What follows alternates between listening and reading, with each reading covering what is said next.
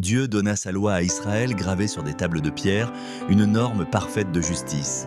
Devant Moïse, le peuple leva les mains et fit une promesse : « Nous ferons tout ce que l'Éternel a dit. » Mais leur engagement était fragile.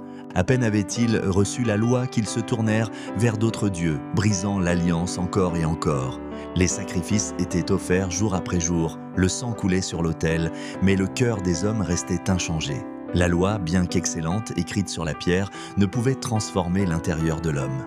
Alors Dieu fit une nouvelle promesse. « Voici, les jours viennent, dit l'Éternel, où je ferai une alliance nouvelle.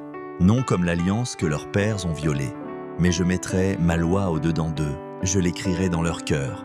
Et je serai leur Dieu, et ils seront mon peuple. » Ce n'était pas une nouvelle loi, mais une nouvelle façon de l'accomplir. Ce n'était plus l'homme qui promettait d'obéir, mais Dieu qui promettait de transformer. Désormais, sa loi ne serait plus un fardeau extérieur, mais une puissance vivante à l'intérieur de ceux qui lui appartiennent. Celui qui lutte contre le péché trouve maintenant une force nouvelle. Ce n'est plus une bataille perdue d'avance, car Dieu lui-même l'attire à lui et l'établit dans son obéissance. Désormais, plus besoin que l'un enseigne à l'autre en disant « Connaissez l'Éternel ». Car tous le connaîtront du plus petit au plus grand.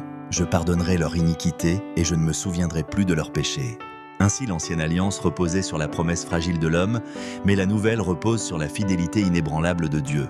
Une loi toujours la même, mais une promesse différente. Une alliance écrite non sur la pierre, mais dans le cœur, gardée et accomplie par Dieu lui-même.